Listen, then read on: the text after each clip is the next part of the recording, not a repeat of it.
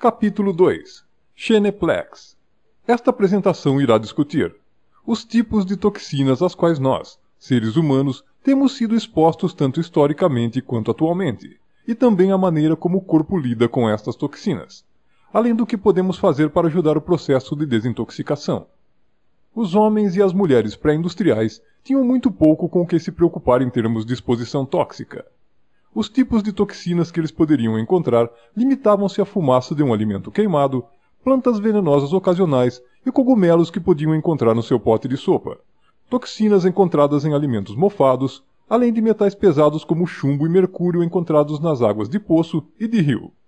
O sistema de desintoxicação que caracteriza esses tipos de venenos é chamado o percurso de conjugação de glutationa. E para o homem pré-industrial, isso era todo necessário. Mulheres e homens modernos têm que lidar com estes mesmos tipos de toxinas, tanto na forma quanto na quantidade em que estamos expostos a eles. Vamos dar uma olhada primeiro na fumaça. Nossos problemas começaram em 1800, com a utilização generalizada do carvão, como fonte de energia para casas, fábricas, transporte e a produção de eletricidade.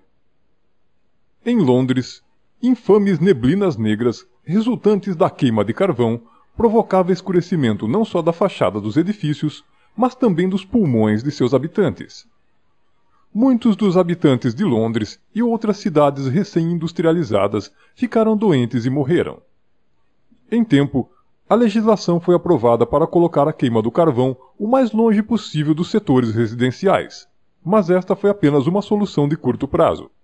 Existe apenas uma atmosfera planetária, e como cada vez mais países se tornaram industrializados, a fumaça da queima de carvão tornou-se um problema mundial.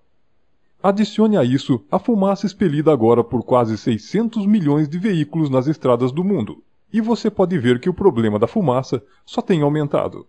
Em algumas cidades como Los Angeles e Cidade do México, relatórios diários de smog são dados em jornais e estações de rádio para informar as pessoas o quão é seguro ir para fora e respirar o ar.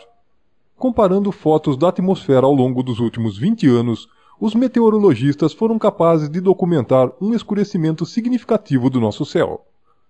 Uma nuvem de ar tóxico se estabeleceu sobre o planeta, e enquanto ela está pior em algumas áreas do que em outras, mudanças atmosféricas são evidentes de polo a polo. Inclui o fato de que alguns de nós respiram fumaça diretamente em nossos pulmões com os cigarros, e o problema só é agravado. Nosso sistema de glutationa foi suficiente para desintoxicar a fumaça de pequenos incêndios, mas ela é dominada pela enorme massa de toxinas aéreas com as quais temos que lidar atualmente. E assim, estas toxinas geradas no ar começam a se acumular em nossos corpos. Vamos passar para o próximo tipo de toxina: produtos químicos. Os únicos compostos químicos presentes na vida do homem pré-industrial eram encontrados em plantas que ele iria comer. As plantas possuem várias defesas. Algumas plantas, como o cacto, desenvolvem espinhos afiados como dissuasão. Outras produzem produtos químicos que tornam doentes aqueles que as ingerem. Cozinhar seria muitas vezes destruir ou diluir estes venenos para níveis que não eram prejudiciais. Mas ainda assim, ocasionalmente precisamos do sistema de glutationa para lidar com eles. Hoje, estamos expostos a milhares de produtos químicos em uma base diária. Cada ano, cerca de 400 milhões de toneladas de produtos químicos conhecidos são produzidos para uso na indústria. Adoçantes, corantes, conservantes e muitos outros produtos químicos vão direto para nossas comidas e bebidas. O resto desses produtos químicos eventualmente encontram-se no ar, solo, águas subterrâneas e, em seguida, em nossos corpos. Mais uma vez, nosso sistema de glutationa é esmagado, e como resultado, nossos corpos começam a acumular substâncias químicas tóxicas. O terceiro grupo de toxinas que discutiremos é aquele que vem de mofos e bactérias. Pode parecer estranho ainda estarmos lidando com bactérias e mofo no século XXI. Afinal de contas, a refrigeração evita que os alimentos se estraguem. Assim, onde os encontraríamos? Vamos olhar para mofos tóxicos em primeiro lugar. Todos os grãos, nozes e sementes que comemos rotineiramente são testados contra mofos, e se eles forem detectados acima de um certo nível, estes serão removidos da fonte de alimentação humana. Mesmo com essa inspeção, nossa comida é muitas vezes infectada por estas toxinas em algum nível. Devemos ficar atentos ao ingerir quaisquer tipos de grãos ou sementes.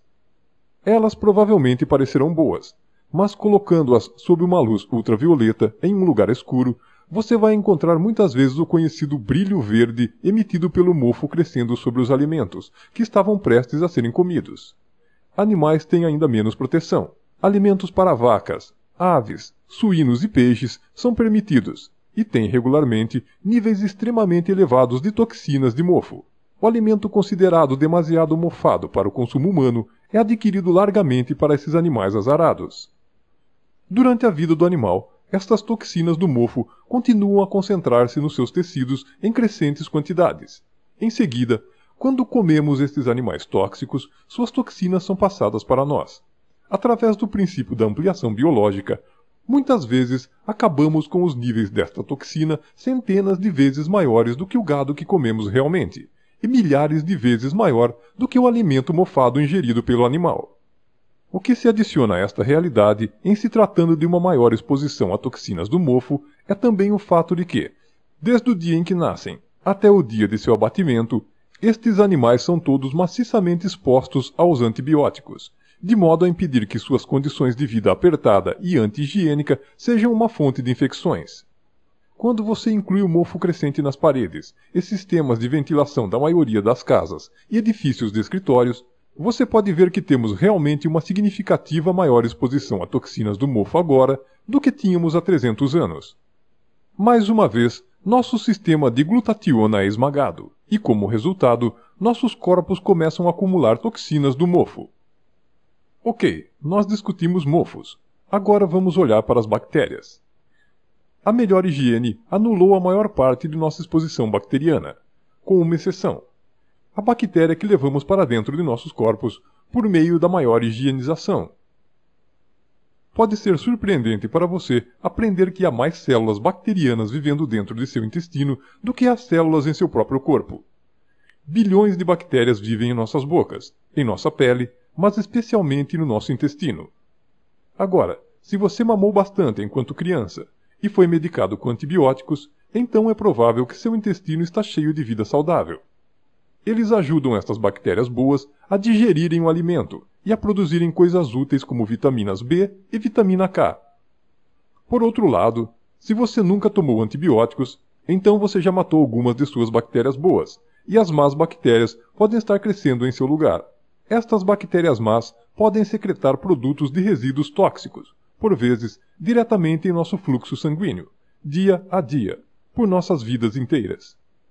Mais uma vez, o nosso elaborado sistema de glutatonina é necessário para lidar com estas toxinas. Finalmente, vamos discutir a exposição ao metal pesado. A única fonte de metais pesados pré-industrial para homens e mulheres teria sido sua água potável. Água filtrada de poços e rios poderiam ter pequenas quantidades de chumbo, mercúrio, arsênio e outros metais, mas raramente em quantidades altas o suficiente para ser motivo de preocupação na maioria dos locais. Por outro lado, estamos constantemente expostos a metais pesados em quantidades sem precedentes. A estimativa é de que iremos ingerir 1 colher de chá de mercúrio, 1 colher de chá de arsênio, 1 colher de chá de chumbo, 1 colher de chá de níquel e mais de 3 quilos de alumínio em 1/3 de nossas vidas. Não há nenhuma maneira pela qual nosso sistema de desintoxicação possa manter-se com este nível de exposição a todos os tipos de toxinas que discutimos. O que precisamos fazer é encontrar uma forma de apoiar o nosso sistema de desintoxicação de glutationa sobrecarregado, para que ele possa desintoxicar nossos corpos. Para apoiar o nosso sistema de glutationa, temos que fazer 2 coisas: aumentar a quantidade de glutationa em nossos corpos e também os níveis de glutationa S-transferase, a enzima com a qual a glutationa funciona. Vamos aumentar a glutationa primeiro. Glutationa é uma proteína de tripeptide e é composta de aminoácidos, cisteína, ácido glutâmico e glicina. É produzida em cada célula do corpo e, por seu trabalho na desintoxicação, é um dos antioxidantes mais importantes do corpo. Por causa de sua estrutura de tripeptide, a suplementação oral de glutationa simplesmente não funciona. Quando tomada oralmente, a glutationa simplesmente é digerida em blocos para a construção de aminoácidos, como faria qualquer outra proteína. Por esse motivo, a glutationa, em casos de intoxicação aguda, é dada por via intravenosa. A glutationa simplesmente não pode passar intacta pelo processo de digestão. Outro método para aumentar a glutationa é ingerir cisteína, glicina e ácidos glutâmicos. Mas não há nenhuma garantia que eles irão produzir glutationa, uma vez que existem muitos outros usos que competem com a produção de glutationa para estes aminoácidos. Felizmente, há uma outra opção. Glutationa também pode ser dada por supositório, uma vez que não há enzimas digestivas ou ácidos no cólon para quebrar a glutationa administrada por via retal entra no corpo totalmente intacta. Ao contrário da glutationa intravenosa, que é invasiva, demorada e exige um profissional médico para administrá-la, o supositório de glutationa pode ser aplicado em casa por qualquer pessoa. Ok, cuidamos da glutationa. A segunda coisa que precisamos fazer é com que a enzima cofator glutationa aumente a glutationa S-transferase. É a glutationa S-redutase que realmente anexa a glutationa às toxinas. Sem esta enzima, a glutationa simplesmente não funcionará. Assim que nós saibamos como aumentar a glutationa, a questão que permanece é como podemos aumentar a glutationa S-transferase. A resposta é surpreendente. Através do café. Todos conhecem a capacidade do café em nos manter acordados, mas também é um grande desintoxicador se tomá-lo por via retal. Beber o café não terá o mesmo efeito. Isto porque, quando o café é ingerido de modo retal, vai direto para o fígado, onde tem um efeito totalmente diferente do que quando você o bebe. O café ingerido por via oral é um estimulante, mas apenas um leve desintoxicador. Quando administrado por via retal, é um relaxante e um poderoso desintoxicador. A primeira aplicação registrada do café administrado por via retal foi em um hospital do exército alemão na Primeira Guerra Mundial, onde foram descobertos seus efeitos curativos completamente por acaso. Os pacientes recebem muitas vezes enemas para esvaziar seus intestinos antes da cirurgia. Em um caso, uma enfermeira alemã não conseguiu encontrar qualquer outro tipo de líquido quente para usar. Deu enemas para alguns soldados com café, ao invés de água. Os pacientes que receberam os enemas de café improvisados relataram uma diminuição